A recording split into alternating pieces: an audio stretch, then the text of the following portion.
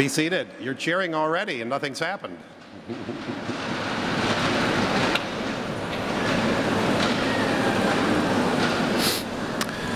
Good evening, everybody, and welcome to Duke Law's hooding ceremony. It is wonderful to be here today with so many family, with faculty, staff, and alumni, all of you, our students, and we're here to honor our students, the members of this graduating class of 2011. So before we begin, let's all of us who are not graduating here today stand and pay tribute to those who are.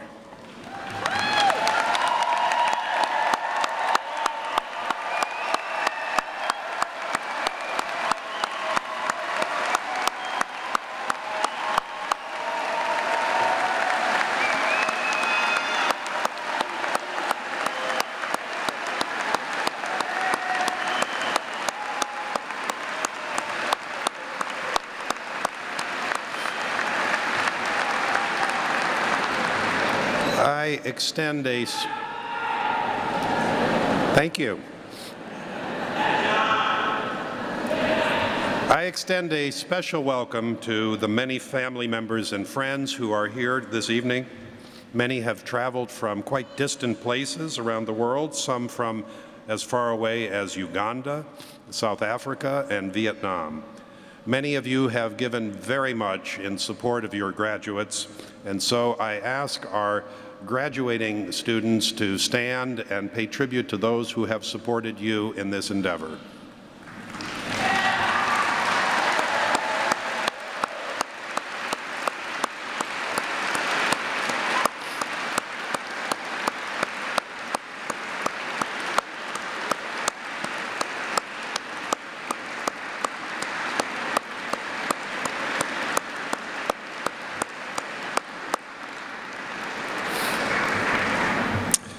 I also acknowledge and thank the faculty and staff of Duke Law School. They are scholars and lawyers of the first rank, but they are here at Duke because of their commitment to you and their deep love of teaching and of bringing on the next generation of lawyers. Please join me in thanking them for their hard work and the contributions that they have made to you.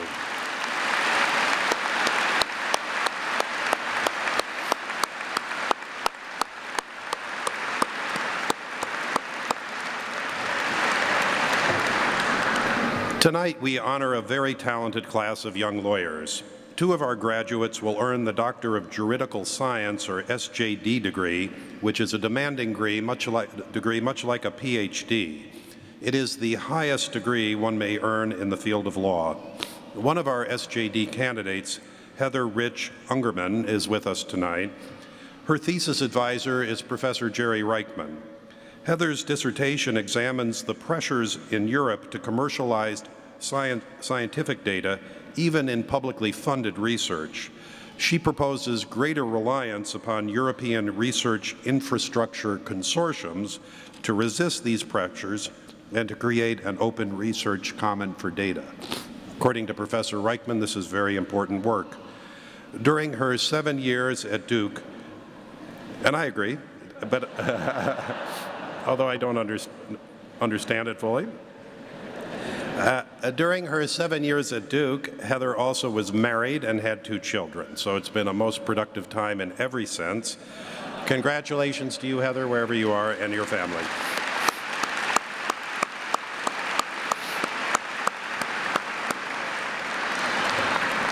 Tonight, we also recognize 123 candidates for the Master of Laws degree, or the LLM degree, which is a graduate degree for those who already hold a primary degree in law.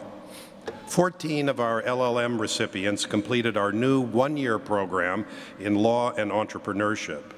This degree program develops the specialized skills and knowledge a lawyer needs to advise and lead new ventures. These students took highly focused and demanding course loads. They worked in internships in startups here in the Triangle, and they explored the roots of creativity and risk-taking. They were a marvelous inaugural class. Thank you. 30 of our LLM recipients are earning both a Juris Doctor degree and an LLM degree in international and comparative law. To earn the LLM degree in International and Comparative Law, these graduates have completed additional coursework, including a summer of study at one of our institutes in Geneva or Hong Kong. These of our graduates are extremely well prepared to work in the global legal world that they will face.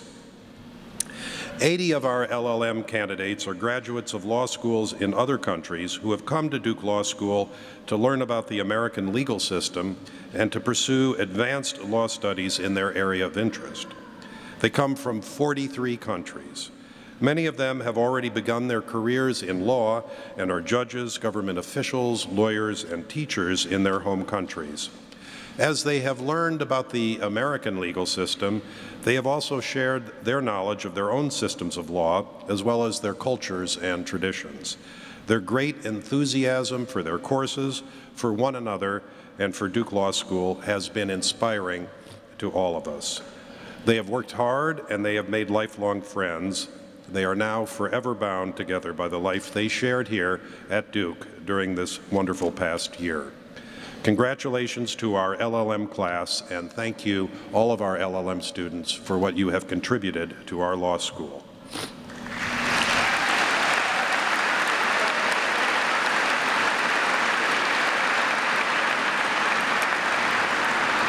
"212 of our students will receive the Juris Doctor degree. Our JD students spend at least 3 years at Duke. In addition to those who are also earning a Master's of Law in International and Comparative Law, 12 of our graduates are also earning a master's degree from another school of Duke University. One is earning a Master of Global Business Law through our partnership with Sciences Po, a social sciences and research university in Paris. The work that is required of a candidate for the Juris Doctor degree is demanding, and it's difficult. You should be very proud of what you have accomplished during your time at Duke Law School. Some of you gave up your spring breaks to work in underserved communities in our country and abroad. You spent summers working in public interest and public service. You wrote, edited, and published works of scholarship. You organized conferences on a multitude of topics and expected me to pay for them. You represented clients through our clinics and pro bono programs, sometimes achieving truly wonderful results for your clients.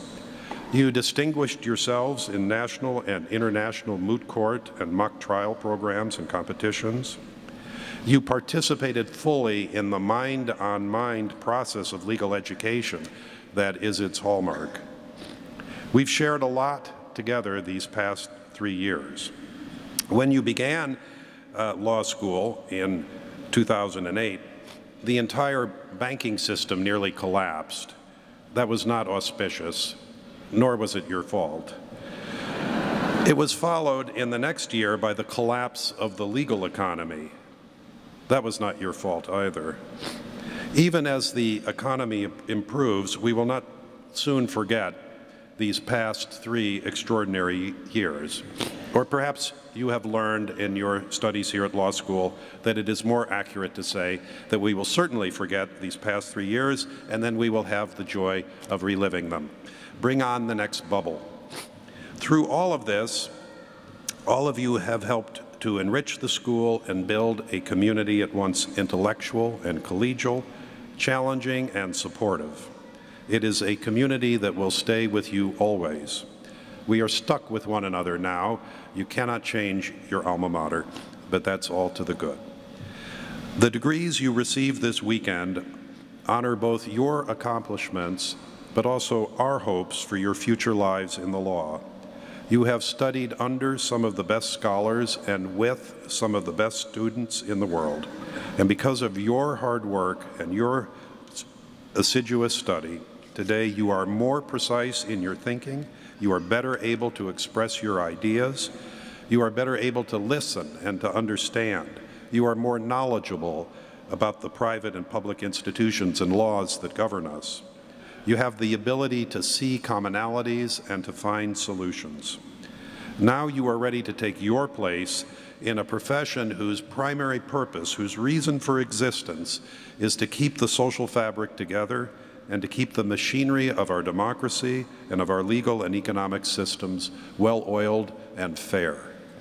You have earned the right to join our distinguished body of alumni who practice law and serve the common good all over the world. We are proud of you. I am proud of you. Congratulations on your accomplishments and on your very bright futures. Our first student speaker is Naokuni Kuwagata, who was elected by our international LLM students to represent them tonight. Naokuni is from Tokyo, Japan. He's an associate at a law firm of Nishimura and Asahi. He specializes in legal issues relating to hospital management and healthcare regulation. He also holds a 4th-degree black belt in judo, so I'm feeling very safe, or somewhat threatened actually right now, we'll see. And he won 3 master's-level judo tournaments during his time in North Carolina. After graduation, he will work at a New York law firm before returning to Tokyo. Naokuni.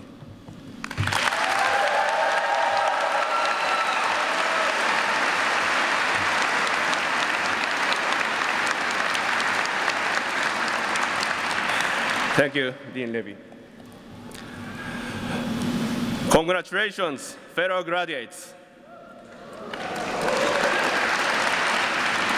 It is a great honor for me to stand here at the fooding ceremony of one of the finest law schools in the world. Thank you, our families, our faculty, and my classmates. Studying in English seemed like running up the Great Wall of China. I sometimes have to stay at the library overnight to study. And one day, one of the cleaning ladies said to me, "Good morning," when she entered the library. But afterwards, said good night when I left the library around 6 a.m. Sometimes, getting tired, I took a nap at the library in the afternoon. A kind classmate took a photo of me and posted it on Facebook. In addition, during the LLM program, we shared many memorable events. The dedicated to Durham program trained our bodies to prepare for the hard studies ahead. During camp out, we endured through cold nights and lack of sleep, and some of us successfully survived and got season tickets. We are passionate about the Blue Devils basketball games at the Cameron Indoor Stadium.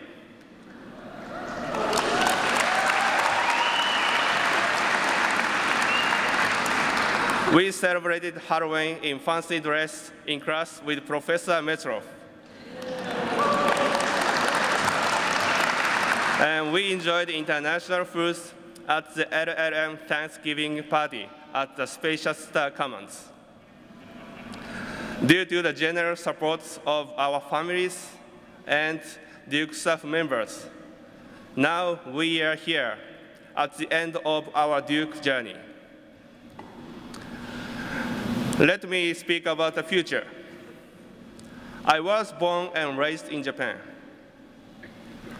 When an island country located in Eastern Asia. When I left Japan, the ocean, the Pacific Ocean, was bright blue and full of hope for me. However, on March 11th, a huge earthquake hit Japan, and the tsunami swallowed up over 20,000 people and many entire towns. The Pacific Ocean I saw on the TV screen was dark, irresistible, and severe, which was totally different from what I saw when I left Japan. Moreover, the damaged nuclear power plants still present serious hazard. The Japanese government and Japanese people continue to struggle with this disaster, although with the extensive support from the international community, which I truly appreciate. Now, after graduation, some of us will work in the United States. Some of us will continue their studies here or elsewhere in the United States. Some of us will go back to our home countries to become leaders of our communities. We will face challenges and overcome them. We must do it. The global Duke community will help us doing so. Just as friends here supported me when I felt depressed about the disaster in Japan. We can do it. We will never give up. We must never forget that our passion, our energy, and our skills should be dedicated to other people we love, the community we love. Thank you, Durham, our second hometown. Thank you, Duke Law School, the best law school in the world.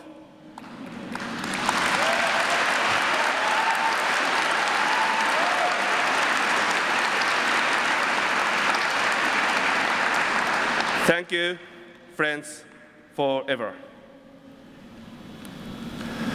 Today, we start our new voyage full of hope.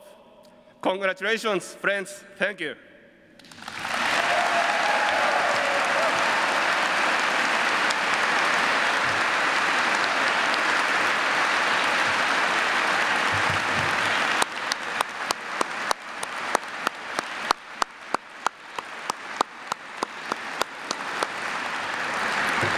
Thank you, Naokuni. Our second speaker is Andrew Roth. Andy was elected by his classmates in our Juris Doctorate program to represent them this evening. He is a graduate of Tufts University. Before he came to Duke Law, he was an actor both in Boston and New York City. While at the law school, he has served as executive editor of the Duke Law Journal of Comparative and International Law and is president, not surprisingly, of the Duke Law Drama Society. He has been accepted into our LLM program in law and entrepreneurship this fall, so it will be great to have him back next year. Andy.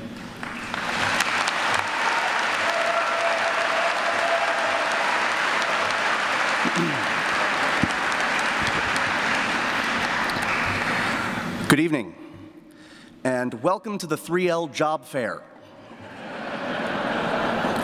I don't see any employers yet, but I'm sure they're around here somewhere. Duke Law class of 2011, we made it.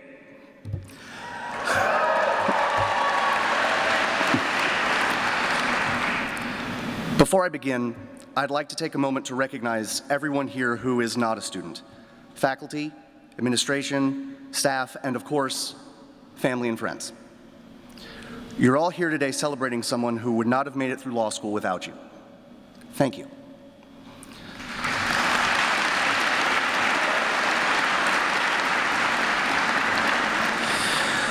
While writing this speech, I received guidance from many people telling me what I should say, how I should say it.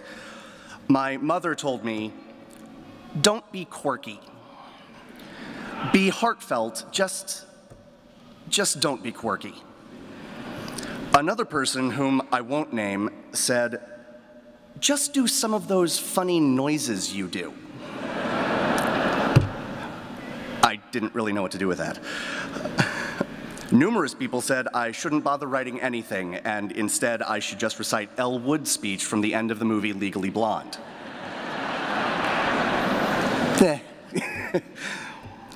Through 3 years at Duke, through cold calls and 1L softball, outlining and brief refining, exam reviews and bar reviews, my classmates and I have had the opportunity to learn from some formidable intellects and then take their exams. We have watched games right here in Cameron and become crazies ourselves. We have bonded not just through classes and studying, but in the Blue Lounge and Star Commons and journal offices, through bowling and softball, I will not soon forget the Section 5 fight and Wickelgrins. And yes, I also remember all-nighters and exam stress and an on-campus interviewing season which, due to the hiccup in the economy, you may have read about it, could best be described as being more difficult than anticipated. But you know what? 10 years from now, all the stuff that seemed so tough will be nothing more than an anecdote for the reunions. Over these 3 years, we've become part of the Duke Law community. I've seen that firsthand. At the end of my 1L year, during exams, both of my laptops died in a span of 6 hours. Yeah. All of my outlines, all of my class notes, gone. I told my study group what had happened, and unbeknownst to me, they told other people. And in less than an hour, I had more than 30 emails offering me outlines, notes in an honor code comporting way. I promise. Or just emails simply saying, "I'm so sorry. How can I help?" I did not flunk out of law school that semester. And that is directly attributable to the community that we've built, us. It came before us, and it will extend after us, but still, we did that. We were a part of it. And as we all scatter to firms and nonprofits and clerkships and whatever the future holds for each of us, that's what I hope and know that we'll never lose. It has served us well for 3 years, and it will continue to serve us well, forever. I'd like to close today, perhaps predictably, with a passage from Shakespeare, which I may have modified for my purposes. We few, we happy few, we band of brothers. For he today that sheds his blood and survives 3 years of law school with me shall be my brother, be he ne'er so vile or inexperienced at blue booking.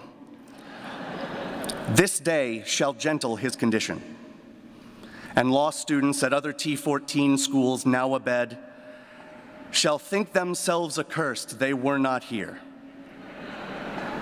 and hold their JDs cheap, whiles any speaks that matriculated with us at Duke Law School. I'm so proud to be a member of the Duke Law community and a member of this graduating class. I feel so lucky to have attended law school where I wasn't just awed by my professors, but by my fellow students as well. Well done, Duke Law class of 2011. You're my band of brothers, and I love you like family. Congratulations.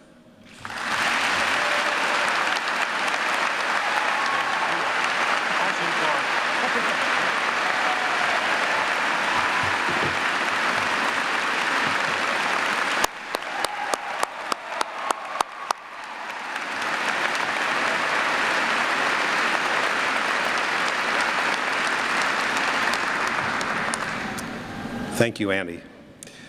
It is now my honor and pleasure to introduce Martina Lewis Bradford. Ms. Bradford is a member of the Duke Law class of 1975. She currently serves as the Deputy Sergeant at Arms of the United States Senate, a position to which she was appointed by Senate Majority Leader Harry Reid. In this role, she assists in managing all aspects of protocol, security, law enforcement, and rules of procedure in the U.S. Senate and the U.S. Capitol building. Ms. Bradford has a 25-year record of service as a lawyer, businesswoman, public policy specialist, and leader. She has served as legal counsel to two U.S. congressional committees, finance counsel for the Interstate Commerce Commission, a corporate officer for 2 Fortune 50 corporations, and a partner in a well-respected Washington, D.C. law firm, and then most recently as senior advisor to Senate Majority Leader Reid. A native of Washington, D.C., Ms. Bradford holds a degree in economics from American University and a certificate of advanced management at Duke University's Fuqua School of Business, all in addition to her JD from this law school. She has served as a member of the law school's Board of Visitors since 1994, and she's been a wonderful advisor to the law school over the years. We are honored to have her here tonight. Ms. Bradford.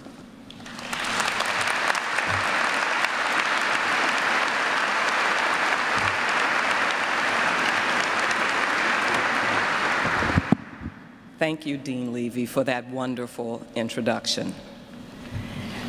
Faculty, class of 2011, friends, alumni, it's my pleasure to be here.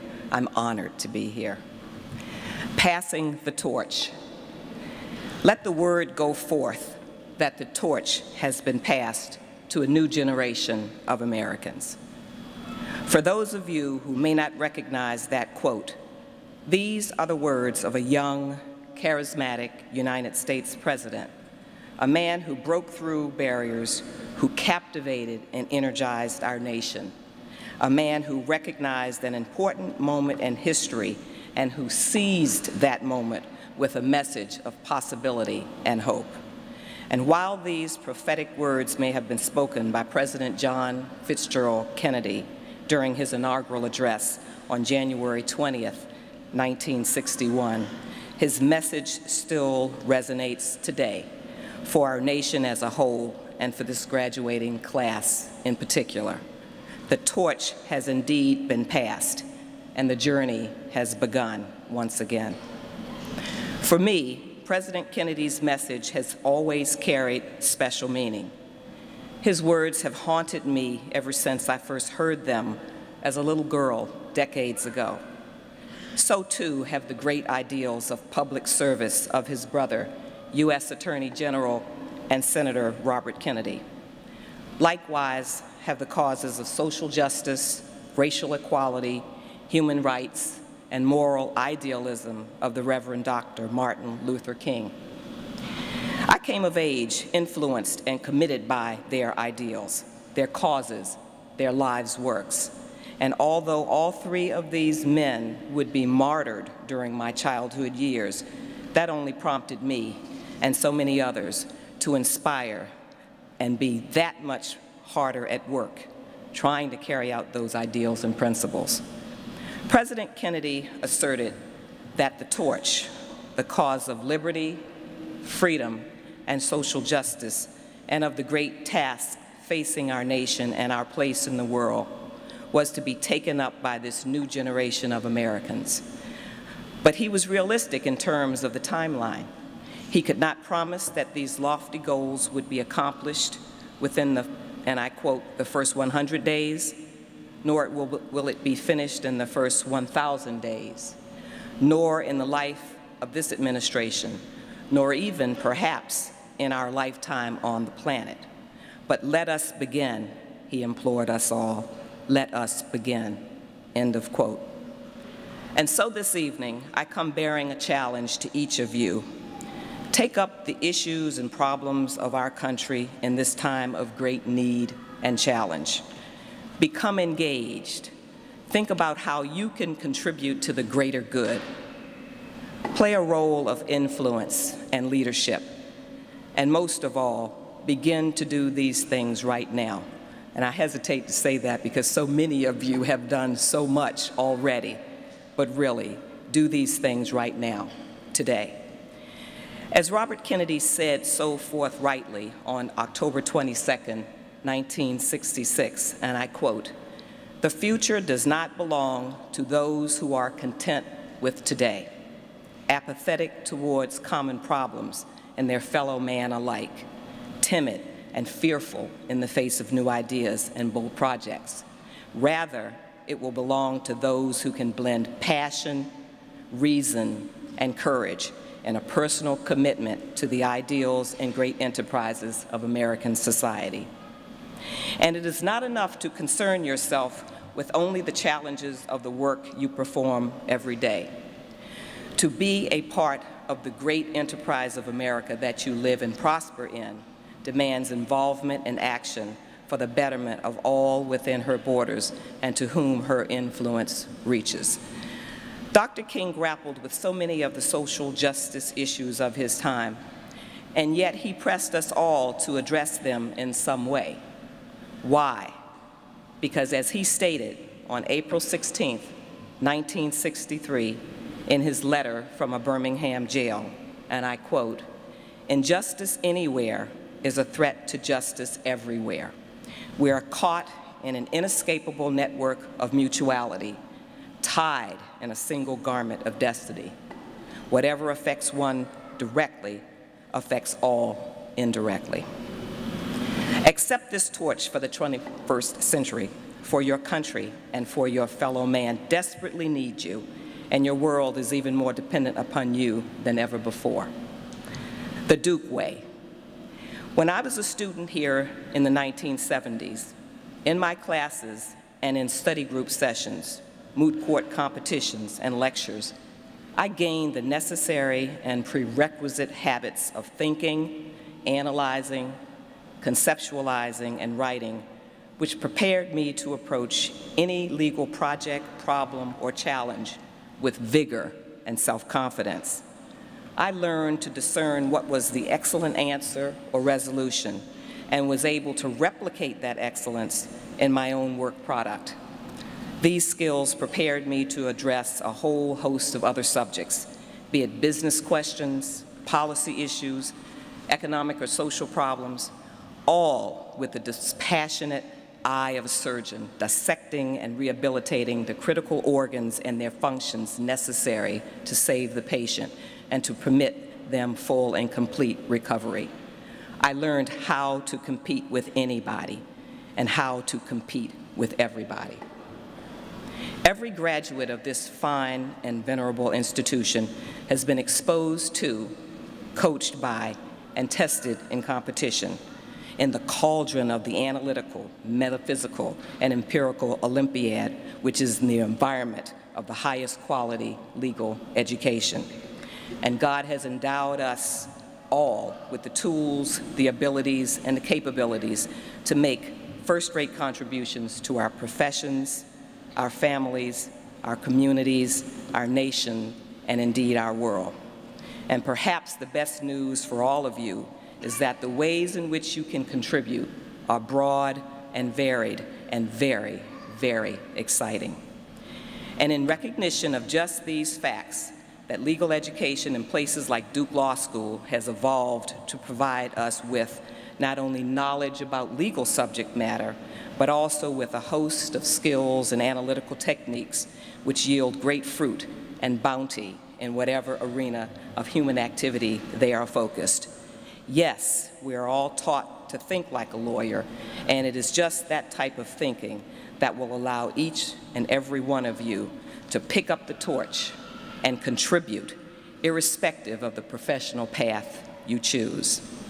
This is in part because of the value and utility of the highest quality legal education which you, like I, received here, a law school education the Duke Way. As Dean Levy states on the Duke Law website, and I quote, "For our alumni, the Duke Way is about risk-taking, innovation, and using their education and experience to make the world a better place. In every respect, Duke Law values curiosity, the common good, and the greatest tradition of the legal profession, leadership." End of quote. So as you leave Duke, take with you these same ideals and employ them in everything you do. The task of your professional lives, your social and familial obligations, and your moral journey through life, in ways both large and small, public and private.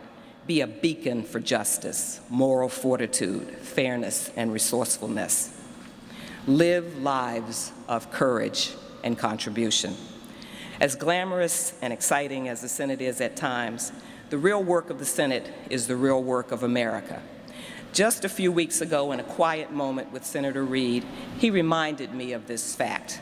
The senator admonished me to always look out for the little guy. At that moment, I redoubled my effort to look after the least of us. We are too often preoccupied with the individual attainment of wealth and fame, and we too often demand that our government and our society be subservient to the interest of a few rather than to the well-being of the many. As Robert Kennedy once said, and I quote, "Too much and too long, we seem to have surrendered community service and excellence and community values in the mere accumulation of material things. We spend our days measuring our gross national product, and we seem to judge America by that measure. Yet the gross national product does not allow for the health of our children, the quality of their education, or the joy of their play. It does not include the beauty of our poetry or the strength of our marriages, the intelligence of our public debate, or the integrity of our public officials. It measures neither our wit nor our courage, neither our wisdom nor our learning, neither our compassion nor our devotion to country. It measures everything, in short, except that which makes life worthwhile. And it tells us everything about America except why we are proud that we are Americans. As I enter the chamber each morning, I am struck by the depth and breadth of the backgrounds and experiences of the men and women who comprise the United States Senate, not to mention their unyielding commitment to public service. These men and women come from all walks of life as well as vocations, yet and still they are committed to serving the country.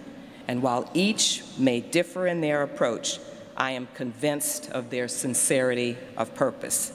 And I can tell you for sure that TV soundbite images, the constant partisan political commentary, and the portrayal of these men and women do not do any of them justice. Each morning as I sip my second cup of coffee for the day, I gaze at the photograph of former Congresswoman Barbara Jordan, Democrat from Texas, which is located on the credenza in my office. In that portrait, she is wrapped in the American flag. During the Watergate hearings concerning the impeachment of President Nixon, Congresswoman Jordan was asked how she would vote and on what basis she would make her decision. Her reply was, and I quote, "I am standing on the Constitution," end of quote. Each morning, as a result of the inspiration that I derive from these and other stellar individuals, which I encounter each day, I stand up a little taller, walk a little faster, and engage the world with a little more intensity and purpose. As Robert Kennedy counseled us in June 1966, it is from numberless, diverse acts of courage and belief that human history is shaped. Each time a man stands up for an ideal, or acts to improve the lot of others, or strikes out against injustice, he sends forth a tiny ripple of hope. And crossing each other from a million different centers of energy and daring those ripples build a current which can sweep down the mightiest walls of oppression and resistance, end of quote. So let me conclude with some advice. The 3 V's of life for your careers and your futures: vigilance, vigor, and vision. In my mind's eye, I am giving this advice to my daughter, a young lawyer who graduated from law school just last year. Thus, I give this advice to you with the same fierce desire for your success and fulfillment in life, wishing all the best for you and for your future, with the loving hope of a parent, especially that of a mother. And it is my hope that my daughter realizes that Dr. King's mighty struggle against injustice is not complete, and his dream has not yet been completely realized, and that she owes a debt to be paid by action, interest, and if need be, sacrifice to the American society and the world of her time. Vigilance. Vigilance in that you need to be strong, true, and unwavering in your commitment, even unto sacrifice, to several core principles. Principles like integrity in your professional lives and dealings, fairness and tolerance in your personal and social interactions, with loyalty and forgiveness, strong pillars of your relationships. Also, an unshakable belief in the strength and ultimate goodness in the people of this nation and of the country itself, its founding principles, and its promise of opportunity to all of the people here, everyone. Also remember that the most profound effect that the younger American generation is having on the world is occurring every day over the internet and through Facebook and Twitter. The young people of the Middle East who are rising up against the dictators and oppressive regimes are demanding jobs, economic opportunities, and participation in their governments with elections and transparency in national decision-making. They are demanding these features of modern 21st century life because they are influenced by the lives, aspirations, and goals of young Americans. The young of the world continue to be influenced by how young Americans live. It's not just Michael Jackson and rap music, which are worldwide phenomenon. It's American ideals and American values on display. Vigor in the manner in which you conduct your lives, which thanks to modern medicine and science should be longer still than even in my generation. Exercise, take care of your bodies and environments around them. And it is true that good health and long life are gifts from above, but with management and preventive care, you can extend your lives and be productive for many years to come. And finally, vision. Vision in that you plan for both short-term and long-term success in your lives and in your careers. Yours is a generation of Americans, much like those of the Great Depression and the post-60s generations, are called upon to carry the torch, to remake the economy, the country, and to lead and influence our changing world. And ours is a society which needs to recapture its appreciation for and thoughtful and efficient use of government at all levels. Your country needs the best efforts of your generation to help steer it away from the shoals of self-defeat and further economic decline and towards that bright tomorrow of economic and civic rebirth, rejuvenation, and triumph.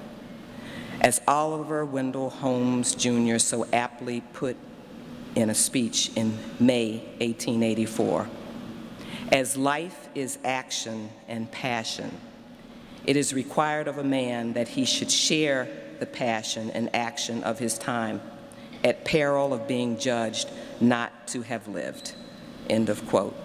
So to the class of 2011 of the Duke University Law School, I leave you with the challenge to answer the call, to be the leaders that John F. Kennedy so eloquently called upon the nation some 50 years ago. The call to public service and service to others of Robert Kennedy, and the call to demand social and economic justice, racial equality, and moral fortitude of the Reverend Dr. Martin Luther King, Jr. Won't you answer? Won't you answer? As it was said by the prophet Isaiah, also I heard the voice of the Lord saying, whom shall I send, and who will go for us? Then said I, here am I, send me, send me. My fellow Duke graduates, friends, and acquaintances, won't you join me in answering the call? Send me, send me. Thank you.